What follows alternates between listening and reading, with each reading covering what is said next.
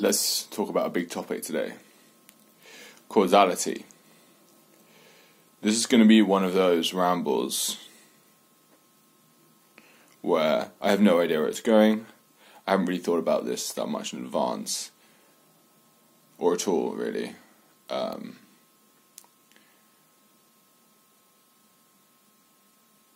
So this could end up either being a rambling pile of rubbish or quite interesting, at least for me. So, when I've been looking at causality, what causes things to happen? Let's take, for example, me sitting here. What causes this to happen? Okay. Well, you could say things like,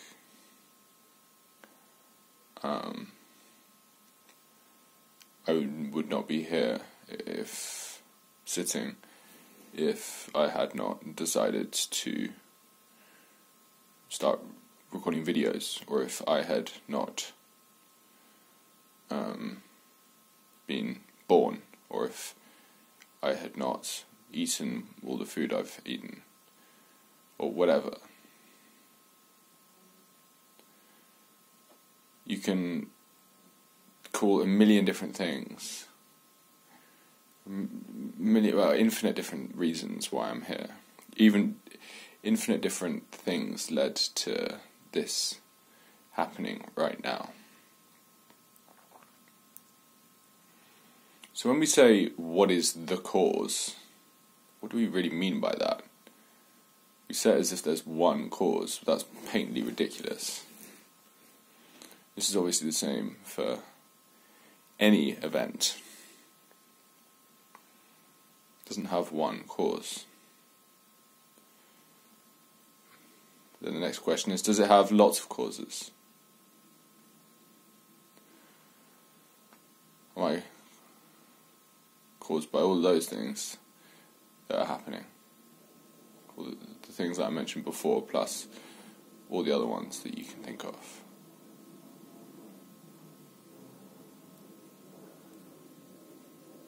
Well, the thing is, when you look at each one of those causes, you say, well, that is a thing separate from everything else caused this. Well, no, because that thing itself was caused by everything around it. And you have this kind of thing where you look at the cause and instantly it scatters and it's like, well, that's full of everything else. So in this world of emptiness where there's no kind of single cause, but it's more like this happening is just a result of all the other happenings. Which is to say that this happening is not really separate from the other happenings. They are, so this is so.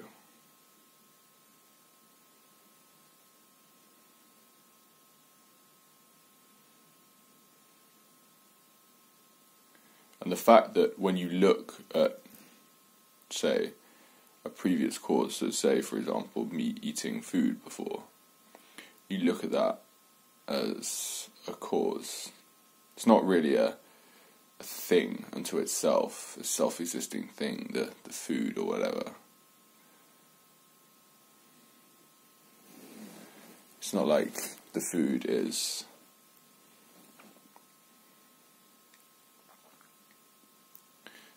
it's like a thing that is static. It's just, I don't know. It's not self-existing, it's full of everything else. It itself is caused by everything else. So, when you take these things to their limits, you kind of realise that there is no such thing as a cause as such, if anything. But yet, actions and things happening do affect everything else.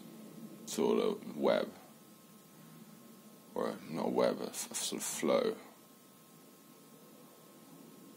So, what implications does this have? Well, I mean, lots obviously, but one that strikes me is scientific research.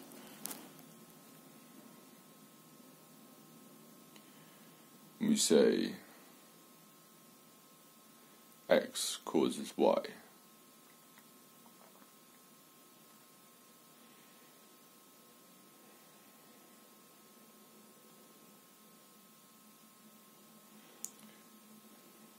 I think what's always struck me as very interesting about scientific research is how little we are able to isolate causation. Even in the biggest studies. I wonder why this is. And you think, the more you study something, the more you say for example, you say eating trans fats causes cancer.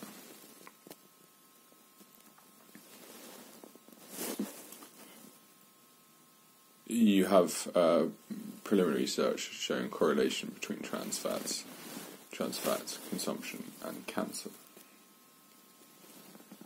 Then you say, you narrow it down a bit, and you say, is it really the trans fats that are doing it? And so you have a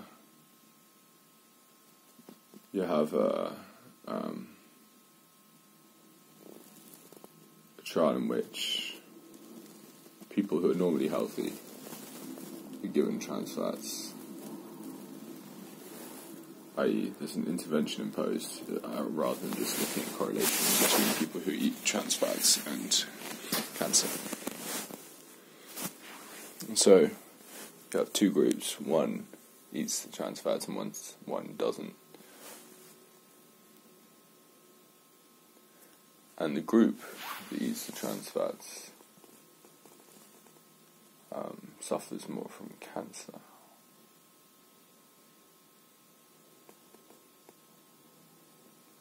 Can we say that trans fats therefore cause cancer?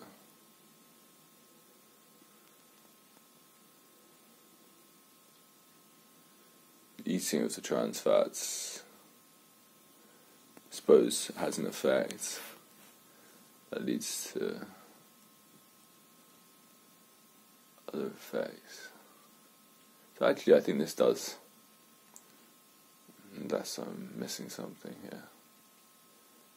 Yeah, this does not undermine the idea of causation in scientific studies.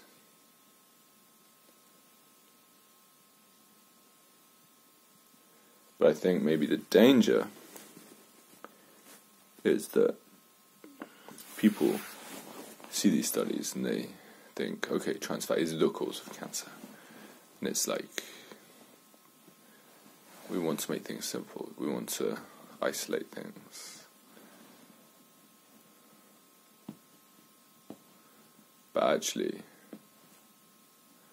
it's often a lot more complicated than you first think.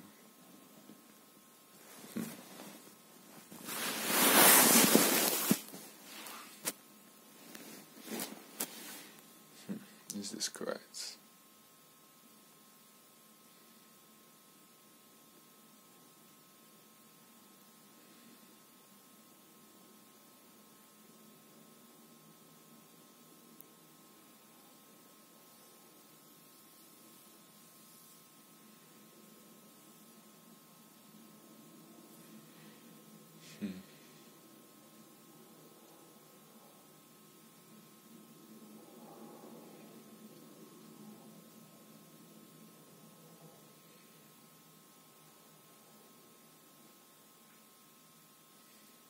So I suppose the trans fats themselves are not causing the cancer.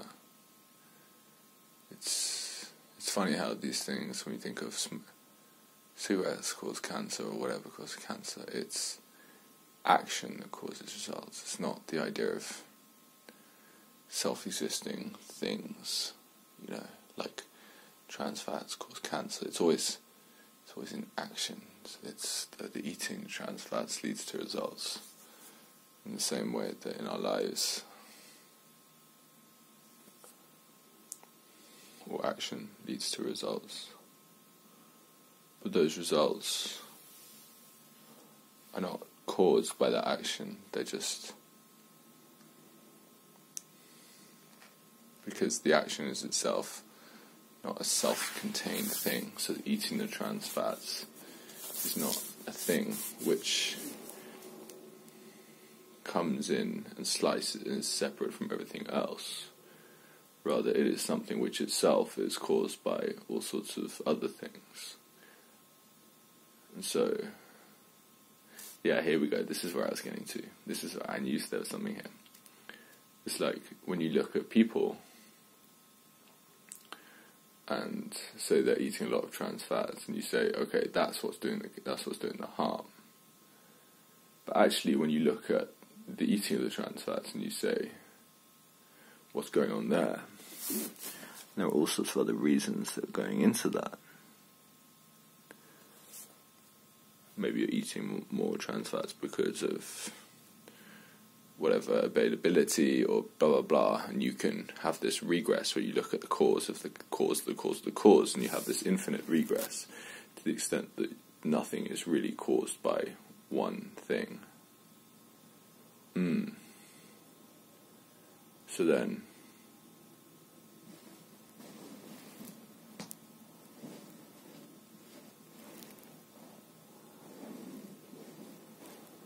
yeah, it's like can't look at. It's a mistake for us to think of causes in kind of isolation. It's like this is the cause. This is why it happened. Same goes for everything.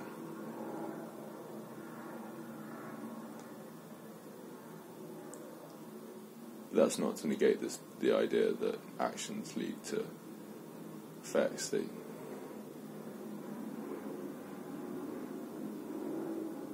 Things happen.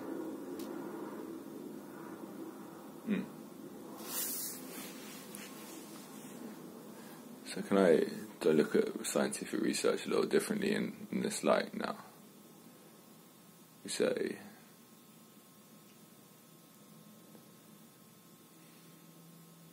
well, we look at correlations between things. A lot of the time we rubbish correlational research showing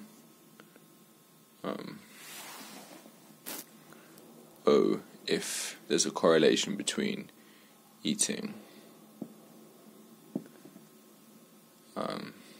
say whole grains and health, then can we say that in a weird way actually that whole grains do cause health?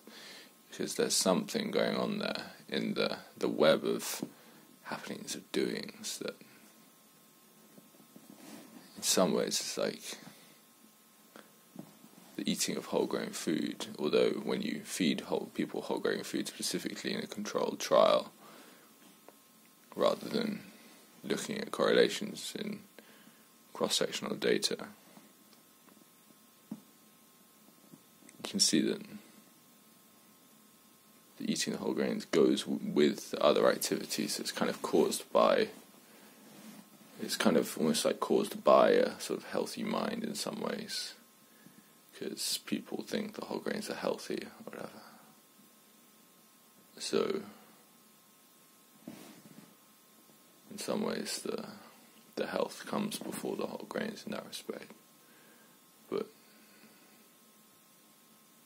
maybe the health kind of, in that same ways, they're not really separate.